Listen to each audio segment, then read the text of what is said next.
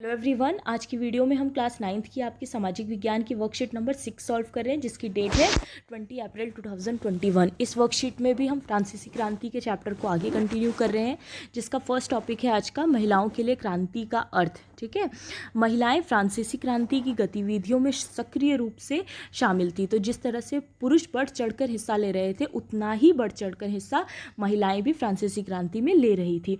उन्हें उम्मीद थी कि जो क्रांतिकारी सरकार है उनका जीवन सुधारने हेतु ठोस कदम लेगी। तो उनको लग रहा था कि जो सरकार है वो उनके लिए भी कुछ ना कुछ करेगी। अधिकांश पुरुषों के पास अधिकार महिलाओं के पास पुरुषों की तुलना में बेहद कम अवसर उपलब्ध थे।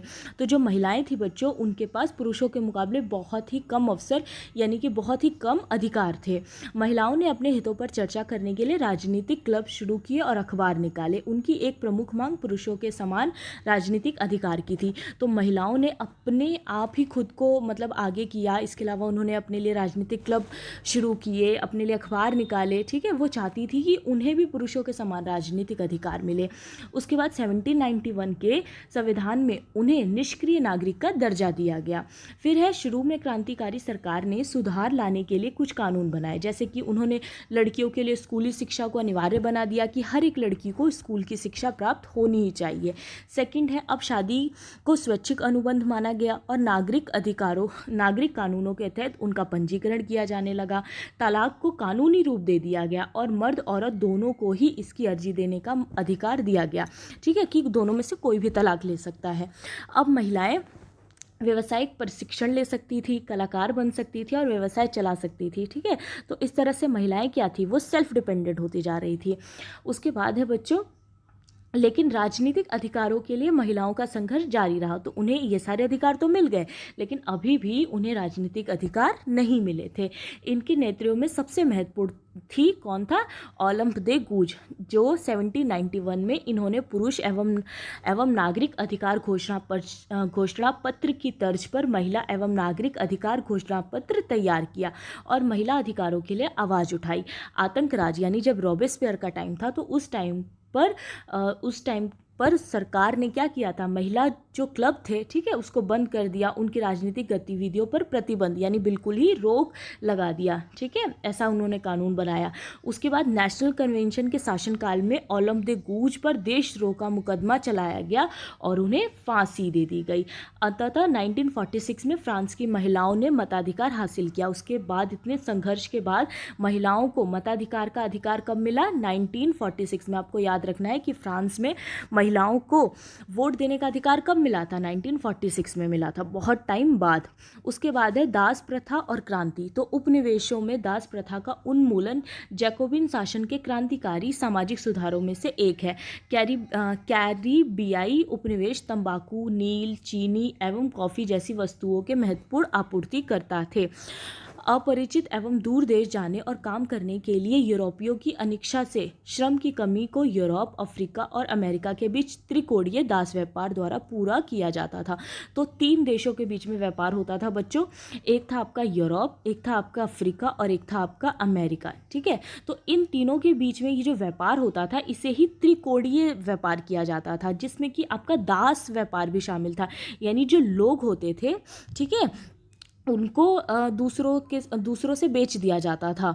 जो दास होते थे, जो लोग होते थे, उनको ही, ठीक है, जैसे सामान बेचा जाता है उस तरह से लोगों को बेचा जाता था, तो उसे दास कहते थे। तो ये उस टाइम पे दास व्यापार भी बहुत चलता था।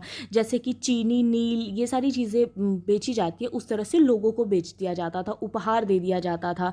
ठीक है, तो दास व्यापार 17वीं शताब्दी में शुरू हुआ। फ्रांसीसी सौदागर अफ्रीका से स्थानीय सरदारों से दास खरीदते थे। दास व्यापार पर निर्भर व्यापारियों के विरोध के भय से नेशनल असेंबली में कोई कानून पारित नहीं किया गया। तो जो दास व्यापार थे, स्पेशली जो अमीर व्यापारी जो थे, दास व्यापार करते थे, तो उनके डर की वजह से कई बार नेशनल असेंबली में कोई भी कानून इसके खिलाफ पारित नहीं किया गया। सन 1794 के कन्वेंशन ने फ्रांसीसी उपनिवेशों में सभी दासों की मुक्ति का कानून पारित कर दिया। 10 वर्ष बाद नेपोलियन ने दास प्रथा पुनः शुरू कर दी। उसके बाद क्या हुआ? 1794 में कन्वेंशन ने फ्रांसीसी उपनिवेशों में सारे के सारे दासों की मुक्ति का कानून पारित कर दिया था। लेकिन जब नेपोलियन आया था 10 साल बाद, तो उसने क्या किया, दास प्रथा को फिर से शुरू कर दिया था। ठीक है, दासों को बेचने खरीदने की जो प्रथा थी उसको दोबारा से शुरू कर दिया। बागान मालिकों को गुलाम बनाने की स्वतंत्रता मिल गई। सभी फ्रांसीसी उपनिवेशों से अंतिम रूप से दास प्रथा कब खत्म हुई थी, 1848 में। तो आपको ध्यान रखना है बच्चों कि 1848 में बिल्कुल पूरी तरह से दास प्रथा खत्म हो गई थी सारे फ्रांसीसी उपनिवेशों में से। ठीक है, उसके बाद लास्ट है फ्रांसीसी क्रांति की विरासत। तो स्वतंत्रता और जनवादी अधिकारों के विचार फ्रांसीसी क्रांति की सबसे महत्वपूर्ण विरासत है, क्योंकि फ्रांसीसी क्रांति के बाद ही लोगों को स्वतंत्रता और जनवादी अधिकारों के बारे में पता चला। सन 1789 में सेंसरशिप की समाप्ति हुई। अधिकारों की घोषणा पत्र ने भाषण और अभिव्यक्ति की स्वतंत्रता को नैसर्गिक अधिकार घोषित कर दिया। ये विचार फ्रांस से निकलकर बाकी दुनिया में फैले। तो ये सारे जितने भी विचार थे स्वतंत्रता की, समानता की, ये सिर्फ फ्रांस की क्रांति तक ही सीमित नहीं रहे, बल्कि ये पूरी दुनिया में फैले। इसके कारण सामंती व्यवस्था का नाश हुआ। औपनिवेशिक समाजों ने स्वतंत्रता के अपने आंदोलनों में दासता से मुक्ति के विचार को नई परिभाषा दी।